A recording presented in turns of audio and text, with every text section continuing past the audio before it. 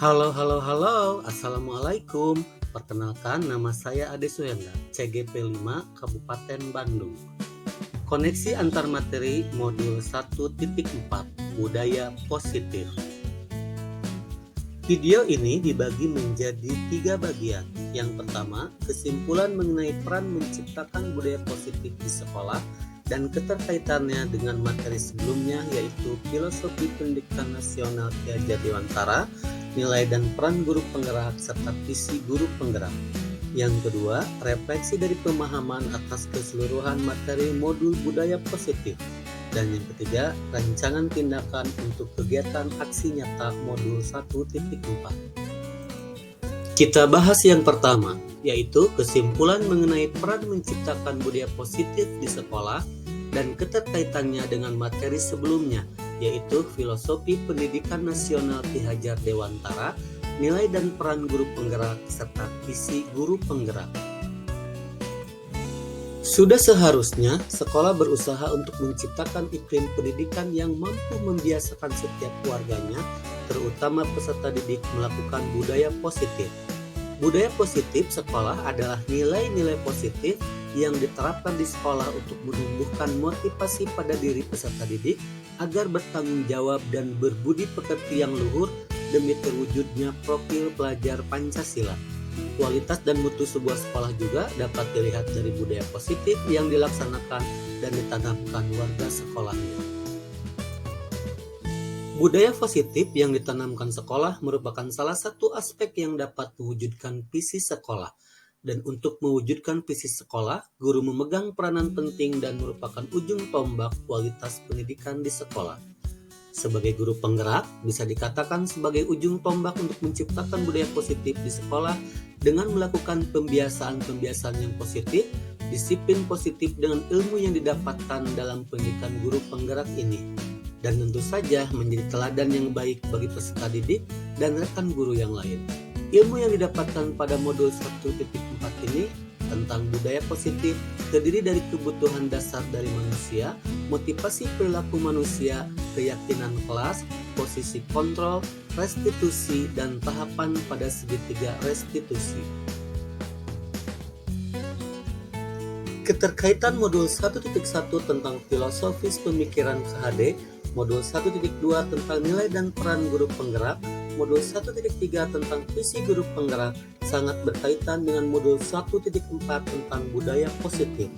Keterkaitan pemikiran Ki Hajar Dewantara akan dapat diwujudkan dengan peran dan nilai guru penggerak. Dan untuk mewujudkan visi sekolah dapat dimulai dari tahapan bagja dan dalam pelaksanaannya harus dibarengi dengan budaya positif. Sebagai pendidik, kita harus dapat memahami dengan benar pemikiran dari KHD agar budaya positif di sekolah dapat tercipta untuk dapat menuntun peserta didik yang sesuai dengan kodrat alam dan kodrat zamannya. Visi sekolah yang kita susun dapat terwujud bila budaya positif sudah terbentuk di sekolah tersebut.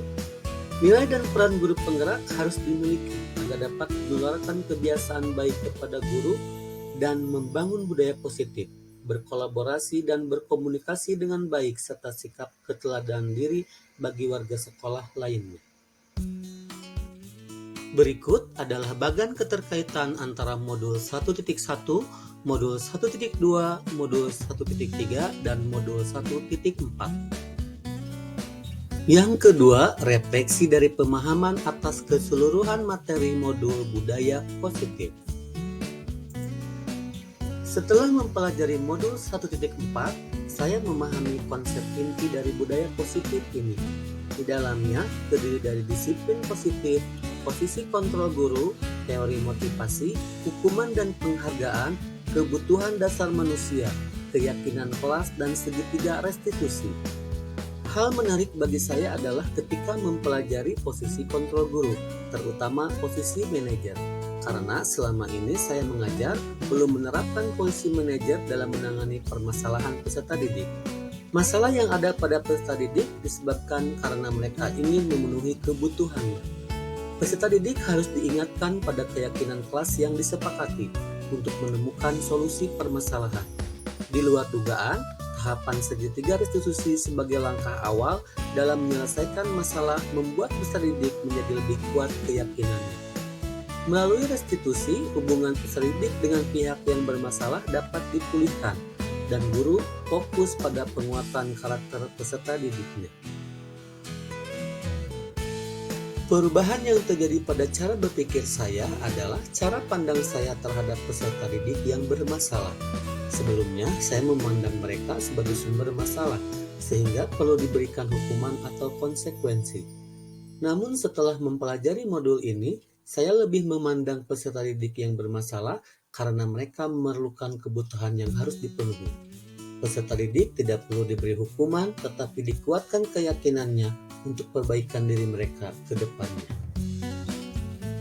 Pengalaman saya terkait penerapan konsep inti modul budaya positif ini adalah posisi kontrol guru, di mana saya memposisikan sebagai posisi teman dan setidaknya saya bukan guru dengan posisi kontrol penghukum.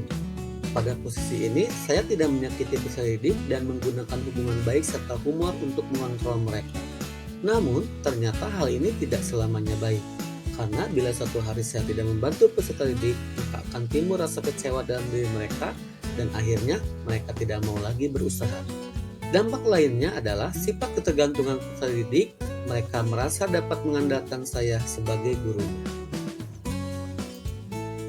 Perasaan saya setelah mengalami hal tersebut tentu saja merasa khawatir akan dampak yang dihasilkan dari posisi kontrol yang saya laksanakan. Apalagi dalam pelaksanaannya terkadang ada peserta didik yang kurang rasa hormatnya kepada saya karena mereka menganggap saya juga sebagai teman. Timbul juga rasa kecewa karena ternyata posisi kontrol yang saya terapkan kurang berhasil.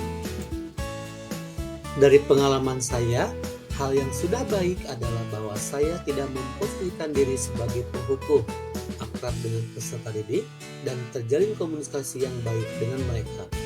Yang perlu diperbaiki adalah cara atau langkah penempatan posisi yang saya gunakan disesuaikan dengan karakter masing-masing peserta didik. Sebelum mempelajari modul ini, saya sering memakai posisi kontrol teman. Namun, setelah mempelajari modul 1.4 ini, posisi yang saya pakai adalah posisi kontrol manajer. Posisi ini membantu peserta didik untuk dapat mengatur dirinya sendiri dan dapat kembali ke kelompok dengan lebih baik, mendisiplinkan mereka agar lebih mandiri, merdeka dan bertanggung jawab atas perilakunya, menemukan solusi atas permasalahannya sendiri, dan akhirnya diharapkan dapat menciptakan lingkungan yang positif, aman, dan nyaman. Sebelum mempelajari modul ini, secara disadari mungkin saya belum merasa telah menerapkan segitiga restitusi secara penuh. Tetapi setidaknya saya sering melaksanakan tahap validasi tindakan yang salah. Hal yang saya lakukan ketika peserta didik bermasalah adalah dengan mengajukan beberapa pertanyaan seperti, kamu pasti punya alasan mengapa melakukan hal itu. Kamu harus bangga pada dirimu sendiri karena kamu telah melindungi hal penting bagimu. Kamu boleh mempertahankan sikap itu, tapi kamu harus menambahkan sikap yang baru. Menurut saya, hal lain yang penting untuk dipelajari dalam proses menciptakan budaya positif, baik di lingkungan kelas maupun sekolah, adalah nilai positif dalam budaya lokal Sunda.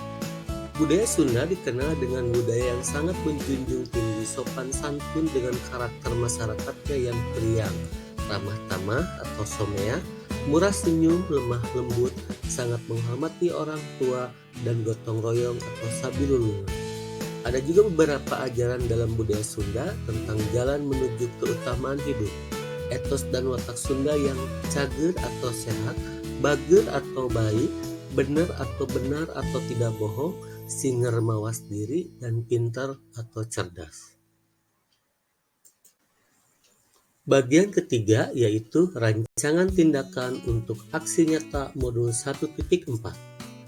Di sini saya mengambil kegiatan yaitu menerapkan keyakinan kelas untuk menanamkan dan membiasakan budaya positif di lingkungan kelas dan lingkungan sekolah.